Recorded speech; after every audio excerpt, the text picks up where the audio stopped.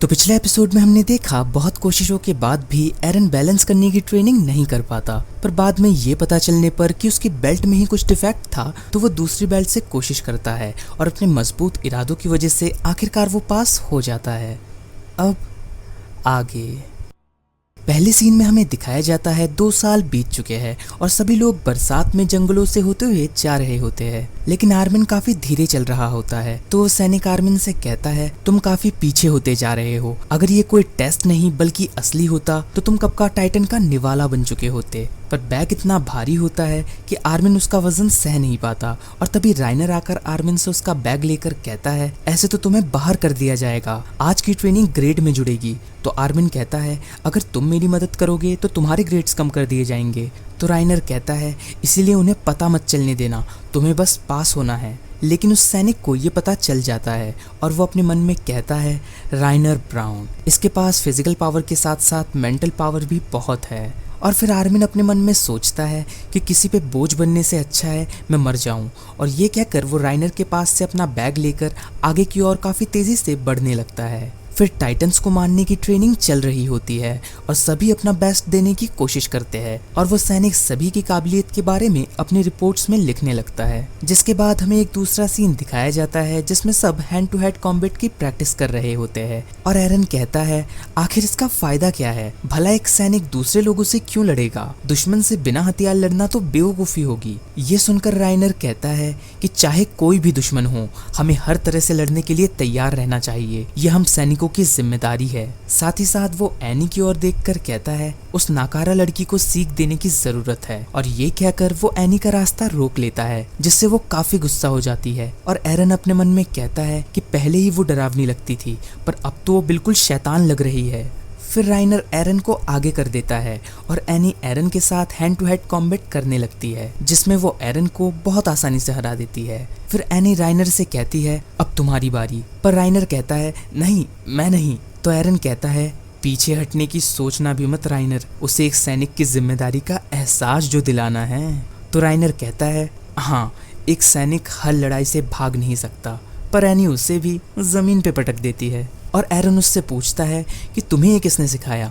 तो एनी कहती है मेरे पापा ने, पर इस ट्रेनिंग का कोई फ़ायदा नहीं, इसके तो कोई पॉइंट्स भी नहीं मिलने वाले। साथ ही साथ एनी उससे कुछ ऐसी बातें बोलती है जिससे एरन भी एक गहरी सोच में पड़ जाता है और वो अपने मन में कहता है कि अपनी ताकतवर बनने की जिद में मैंने इस बात पर तो कभी गौर ही नहीं किया कि ये लोग अपने लड़ने की काबिलियत सिर्फ उन टाइटन से भागने के लिए निखार रहे हैं। फिर हमें एक दूसरा सीन दिखाया जाता है जिसमें सभी लोग डिनर कर रहे होते हैं और जीन मार्को के साथ मिलिट्री पुलिस ब्रिगेड और अंदरूनी दीवार की बातें करने लगता है। तभी एरन जीन से कहता है अंदरूनी दीवार आरामदायक होगी ना, 5 साल पहले तक ये इलाका भी वैसा ही था। साथ ही साथ वो ये भी कहता है कि हम लोग टाइटन्स को मारने की ट्रेनिंग असल में उनसे दूर भागने के लिए कर रहे हैं। तो जीन कहता है कम से कम सब तुम्हारी तरह झूठी हिम्मत तो नहीं दिखाते। और ये सुनकर एरन को बहुत गुस्सा आ जाता है और वो दोनों एक दूसरे की तरफ बढ़ते हैं। तभी मिकासा आकर एरन को रोक देती है, लेकिन जीन फिर भी नहीं रुकता और वो उसका कॉलर पकड़ लेता है और एरन उसे एक लात मार के नीचे गिरा देता है जिससे वहां पर सब हैरान हो जाते हैं।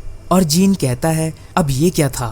तो एरन कहता है ये एक hand to hand combat technique है जो कि मैंने तब सीखी जब तुम टाइम पास कर रहे थे। फिर हमें एक दूसरा सीन दिखाया जाता है जिसमें सभी ट्रेनीज ग्रेजुएट हो जाते हैं और एक बड़ा ऑफिसर उनसे कहता है आज से तुम सभी ग्रेजुएट्स के पास 3 ऑप्शन है चुनने के लिए। पहला है गैरिसन, जो लोग दीवार पर तैनात रहकर शहर को बचाते हैं। दूसरा है सर्वे कॉप्स, जो दीवार के पार टाइटन के इलाके में जाते हैं। और तीसरा है मिलिट्री पुलिस ब्रिगेड, जो राजा जी के आदेश पर लॉ एंड ऑर्डर मेंटेन करके रखते हैं। हालांकि पहले ही बताया गया था तीसरा ऑप्शन सिर्फ टॉप 10 ट्रेनीज ही चुन सकते हैं। फिर हमें एक दूसरा सीन दिखाया जाता है जिसमें सब जश्न मना रहे होते हैं, पर एक लड़का एरन से कहता है क्या तुम सच में मिलिट्री पुलिस ब्रिगेड में नहीं जाओगे, पर तुम टॉप 10 में हो। तो एरन कहता है कि मैंने पहले ही तय कर लिया था कि मैं सर्वे कॉप्स में जाऊंगा, मैंने इतनी ट्रेनिंग अंदरूनी दीवार में रहने के लिए नहीं की। तो वो लड़का कहता है इंसानियत टाइटन से नहीं जीत सकती। फिर सभी एरन की ओर देखने लगते हैं और एक खामोशी सी छा जाती है। तो एरन कहता है माना कि इंसानियत अब तक सारी लड़ाइयाँ हारी है, पर हर हार से हमें एक नई सीख मिली है, हम उन टाइटन्स के बारे में और भी ज्यादा जान पाए हैं। तो क्या क्या अब उन हजारों कुर्बानियों को जाया करके हम चुपचाप बैठकर इंतजार करते रहे कि कब टाइटन्स हमें खा जाएं? और ऐसा कहकर वो वहां से चला जाता है। फिर हमें अगले दिन का सीन दिखाया जाता है जिसमें सर्वे कॉप्स की मेन फोर्स दीवारों के बाहर जा रही होती है और भीड़ में से एक आदमी कहता है, कमांडर एरविन, उन टाइटन्स की चटनी बना देना। एरन और उनके दोस्त भी उन्हें देख रहे होते हैं और तभी हैनेस वहां आकर कहता है,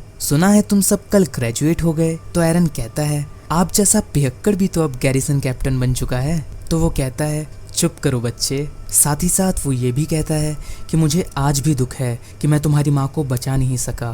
तो एरन कहता है, इसमें आपकी गलती नहीं थी मिस्टर हैनेस, मैं ऐसी ट्रेजेडी फिर कभी नहीं होने दूंगा, मैं सारे टाइटन्स को मार दूंगा। और ये कहकर वो वहां से चला जाता है। पर हैनेस अपने मन में कहता है, उसे बड़ा होता देख खुशी हो रही है, बस मरना मत। फिर हमें एक दूसरा सीन दिखाया जाता है जिसमें एरन को पता चलता है कि उसके कल वाले भाषण से काफी लोगों पर गहरा असर हुआ है और उन्होंने भी सर्वे कॉप्स में जाने का डिसीजन लिया है। और इससे एरन काफी हैरान होता है और वो सब कहते हैं कि हम भी तुम्हारे साथ हैं एरन। फिर वहां पर साशा आती है, वो भी ऑफिसर्स के फूड स्टोरेज से थोड़ा मीट चुराकर। तो सब उससे कहते हैं, ये क्या पागलपन है, किसी को पता चला तो दिक्कत हो जाएगी। वैसे भी कम जमीन होने की वजह से मीट काफी कम बचा हुआ है। तो शशा कहती है, चिंता मत करो, हम बहुत जल्द ही वो जमीन वापस पाके खूब मीट बना लेंगे। तो सब लोग उसे कहते हैं, हम भी थोड़ा सा खाएंगे। फिर वो सब अपना काम करने लगते हैं और एरन अपने मन में कहता है कि अब हम हैं इंसानियत की उम्मीदें, हम जीत सकते हैं।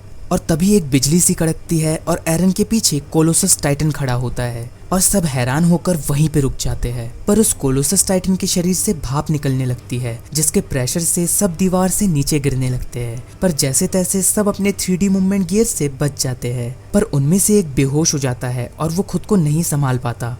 पर तभी शशा उसे बचा लेती है।